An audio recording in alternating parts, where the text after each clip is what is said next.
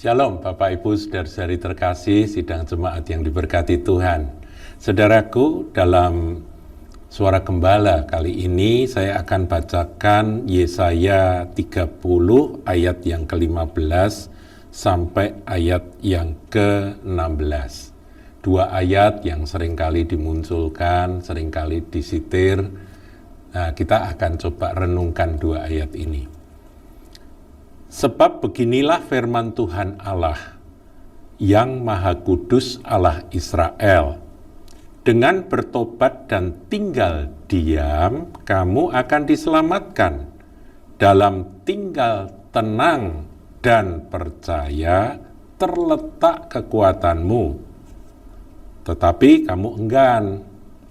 Kamu berkata, bukan, kami mau naik kuda dan lari cepat. Maka kamu akan lari dan lenyap.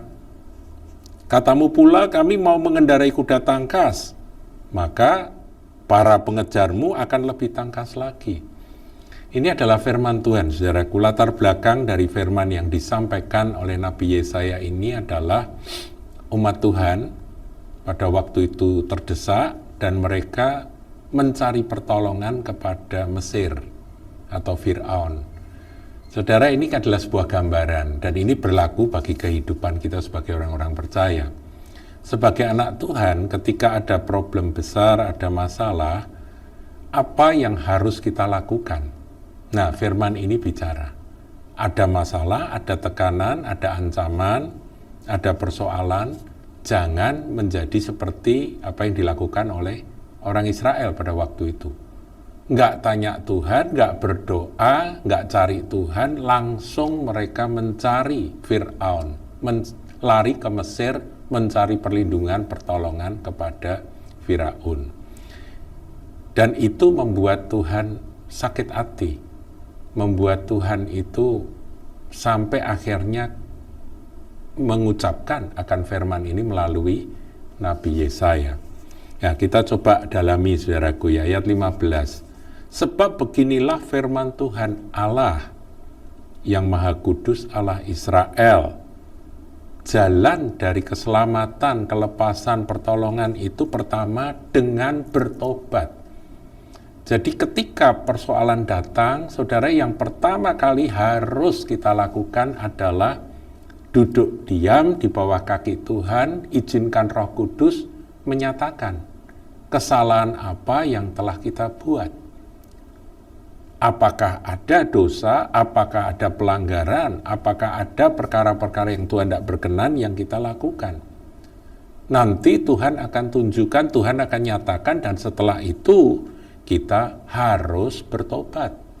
Mengaku akan pelanggaran kita, hal-hal yang tidak berkenan kepada Tuhan, atau dosa yang kita perbuat, kita bertobat. Jadi begitu ada masalah apapun, juga masalah sebesar, seberat apapun, problem datang, duduk diam dulu, tanya Roh Kudus, izinkan Roh Kudus menegur, Roh Kudus itu menyatakan akan pelanggaran apa yang telah kita buat untuk supaya kita dapat bertobat. Nah, setelah itu dikatakan dan tinggal diam. Nah, untuk bisa bertobat kita perlu tenang, perlu tinggal diam, perlu nggak gopoh, ya, jadi nggak gugup, nggak panik, dan kemudian mikir bagaimana jalan keluar yang terbaik menurut hikmat sendiri. Tidak demikian, saudaraku. Ini yang dimaksudkan oleh ayat-ayat tadi. Bertobat dan tinggal diam, kamu akan diselamatkan. Jadi janji Tuhan itu melalui kita tenang, bertobat, itu nanti keselamatan akan Tuhan berikan. Setelah itu dalam tinggal tenang dan percaya. Kalau kita sudah bertobat, berdamai dengan Tuhan, maka nanti akan ada damai sejahtera, akan ada ketenangan, dan iman itu akan timbul. Karena kita tahu kalau Allah di pihak kita, siapa lawan kita? Ngerti ya, saudaraku, ya? Nah, banyak orang begitu ada problem, dia langsung nggak cari Tuhan, nggak tanya Roh Kudus, ini aku ini sebetulnya ada masalah ini karena kesalahan apa yang mana aku harus mengakui dan harus bertobat, tidak ke sana, tapi justru langsung mencari pertolongan berdasarkan hikmat sendiri, berdasarkan akal budi yang terus berputar. Nah, ini yang ditegur oleh Tuhan melalui Nabi Yesaya. Kita ingat ya saudaraku ya, firman Yeremia 17, ini firman terkenal, ayat 7. Diberkatilah orang yang mengandalkan Tuhan, diberkati, diselamatkan, yang menaruh harapannya pada Tuhan. Tetapi kalau kita lihat ayat sebelumnya, yaitu ayat 5, nah itu negatif saudaraku.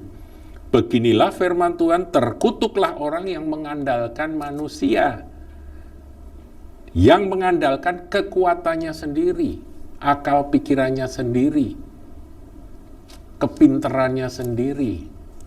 Terkutuk, saudara. Dan yang hatinya menjauh daripada Tuhan. Jadi sebetulnya kalau ada persoalan datang, itu adalah saat atau momen di mana kita mendekat pada Tuhan, ya. Tetapi kamu enggan, ya, di situ dikatakan ya. Kan ayat 5, kembali ke Yesaya 30 ayat 15 ya. Di bagian terakhir dikatakan, dalam tinggal tenang dan percaya terletak kekuatanmu, tetapi kamu enggan. Mosok disuruh diem, mosok disuruh berdoa. Justru itu awal dari pertolongan dan keselamatan. Nanti setelah itu ada tuntunan Roh Kudus. Bagaimana Anda menyelesaikannya. Bukan berarti bahwa Anda setelah berdoa kemudian tinggal tenang, diam saja. Kadangkala kita harus melakukan sesuatu tapi menurut pimpinan Roh Tuhan. Paham ya saudaraku ya? Bukan seperti Israel, kamu enggan. Begitu ada firman itu, ayat 16 berkata, kamu berkata, bukan, kami mau naik kuda, pokoknya mau cepat-cepat selesai lah urusan ini, dan lari cepat. Pokoknya kami bisa cepat menghindar dari masalah ini, kami harus melarikan diri secepatnya. Maka kamu akan lari dan lenyap. Lari bablas lenyap, saudaraku, itu firman Tuhan keras, saudara. Katamu pula kami mau mengendarai kuda tangkas untuk melarikan diri dari persoalan, dari ancaman. Maka pengejarmu akan lebih tangkas lagi. Tuhan bilang, duduk, diam, tenang, bertobat, bertobat. Nanti jalan keluarnya akan aku berikan. Demikian, saudaraku, cara Tuhan untuk menyelesaikan problem kita. Ingat ya, jadi begitu ada problem, ingat firman ini. Saya ulangi. Sebab beginilah firman Tuhan Allah yang Maha Kudus, Allah Israel. Dengan bertobat dan tinggal diam, kamu akan diselamatkan dalam tinggal tenang dan percaya. Jadi ada pertobatan, ada iman. Maka kamu akan diselamatkan. Kamu punya kekuatan. Dalam tinggal tenang dan percaya terletak kekuatanmu. Wah. Jadi kekuatan kita bukan pada orang lain yang kita anggap itu bisa menolong kita. Kalau sikap hati seperti ini, Tuhan berkenan, saudaraku, karena memang itu tujuannya. Bagi Tuhan untuk menyelesaikan problem yang seberat apapun yang Anda hadapi itu seperti membalik telapak tangan. Haleluya, Tuhan memberkati.